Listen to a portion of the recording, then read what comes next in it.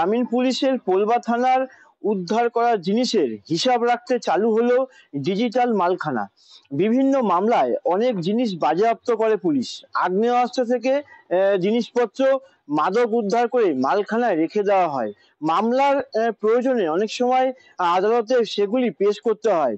সে কারণে বাজেয়াপ্ত জিনিস হারিয়ে গেলে বা নষ্ট হয়ে গেলে পুলিশকে আদালতের কাছে জবাবদিহি করতে হয়। অতীতে পুলিশ যেসব জিনিস বাজেয়াপ্ত করত তা মালখানায় পড়ে নষ্ট হতো।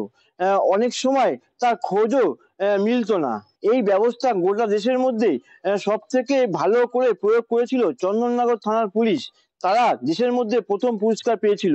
সেই কাজ থেকে অনুপ্রেরণা নিয়ে এবার হুগলি গ্রামীণ পুলিশের পোলবা থানায় চালু হলো ডিজিটাল মালখানা। আমি দেখলাম ডিফারেন্ট প্রসেস আছে সার্চ করার আর কি। আগে যেমনি পুলিশের মালখানাতে খুব এতগুলো প্রপার্টি হয়ে যায়, এতগুলো কেস চলতে থাকে, তো এখানে খোঁজা বা কোনো জিনিস, কোনো আলামত কিছু রিট্রিভ করা খুব মুশকিল হয়ে যায়। তো এটা প্রসেস করে মানে খুব একটা রুমে সিস্টেম্যাটিকলি রাখে, সবগুলো পরিষ্কার করে সবাইকে নাম্বারিং লেবলিং দিয়ে, তো চট করে বেসিক্যালি বারকোড ইউজ হচ্ছে আর কি। কোনো হঠাৎ করে কোনো প্রপার্টি পেয়ে গেলে কি প্রপার্টি আছে কি না, তো এটা করা হয়েছে। তো এটাতে বেসিক্যালি আমাদের কাজের একটা একটু কাজটা যদি একটু স্মুথলি হয়, একটু এফিসিয়েন্টলি হয়, এটা একটা ভালো ইয়ে আছে।